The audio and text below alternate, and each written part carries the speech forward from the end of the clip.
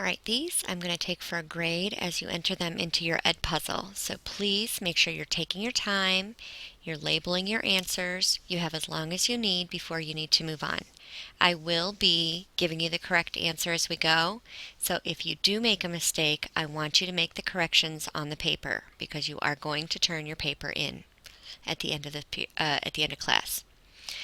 All right, so we have two sentences here. You can choose your friends, but you only have one mother. So let's start with the first sentence. You can choose your friends. Take a second, go through the process. The subject is you. We've got one of those verb phrases again. We've got two verbs together, a helping verb and a main verb. You can choose, and that's an action verb. Choose is our main verb here. We did not memorize that as a linking verb. So can choose is my action verb. Looking at my sentence patterns, what follows an action verb? I have a direct object. I ask myself, you can choose what or whom. You can choose friends. Now I would want to look, I do see that I have another word here. I could check to see is that an indirect object. You can choose friends to whom or what? To your, and that doesn't really make sense. The way your is being used here, it's a modifier. Whose friends? Your friends. The next sentence, I'm going to get rid of that conjunction at the beginning. You know I really don't like when you start sentences with a conjunction, so it doesn't serve a purpose in our sentence pattern. So my subject is you. My verb looks like it could be a helping verb, but there's no main verb after it. So it's not helping anything, it's all by itself. It's got to be an action verb. You have whom or what? You have a mother. Okay, and then I've got a modifier that goes with it. How many mothers? One mother. Computers are useless. They can only give you answers. Okay, looking at the first sentence, computers are useless. The subject is computers. The verb is are. I know that's a linking verb because I studied them. I need to look for a predicate adjective or a predicate noun. And I see the word useless. If I'm not sure if it's an adjective or noun, then I can put the in front of it, the useless. That's not a noun, so it's got to be an adjective. And it's describing the computers. They can only give you answers. I'm going to have a helping verb here. The subject is they. I see a helping verb that we studied on our list, can. Can what? Can give is going to be my action verb, and it's a verb phrase. You can give what?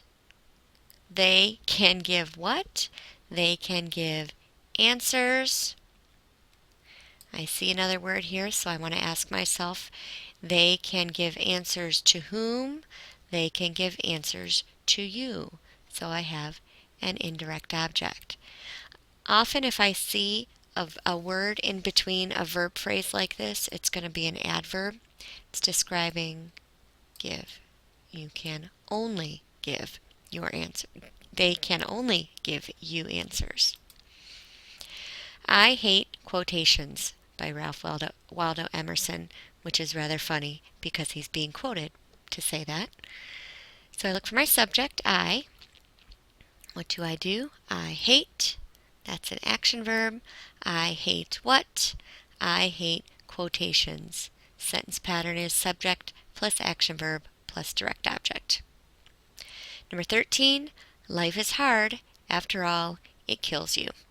Two sentences here. Let's look at the first one. Life is hard. Subject is life. Is the linking verb. I memorized it on my linking verbs list. And now I'm looking for a word that either renames life or describes it. I see the word hard. If I'm not sure if it's an adjective or a noun, then I could put the in front of it, the hard. That doesn't make sense, so it's got to be an adjective. Next sentence, after all, it kills you. Got a prepositional phrase here at the beginning, after all. Look for my subject, it. What does it do? It kills. Whom or what? my direct object is you. Subject plus action verb plus direct object. And then my last one, food is an important part of a balanced diet. Absolutely. Look for my prepositional phrases, and I see of a balanced diet, which eliminates almost half of the words in that sentence. So looking for my subject, food is the subject.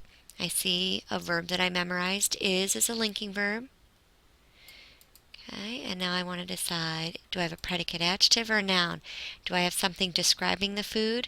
It's not saying food is important. Got that little article there, food is an important part. So that means I've got a predicate noun. Food is a part of a balanced diet. And then I've got a couple modifiers here. What kind of part? An important part. And I've got an as a modifier as well. So, hopefully you have a better understanding of these. If you don't, you can always print this paper off and try them again. You could always go on the internet, look for some sentences, print them off and try them, and I can grade them for you during ICE or during class. You can ask me, but you do need to make sure that you understand this because we are going to be moving on from this to dependent clauses.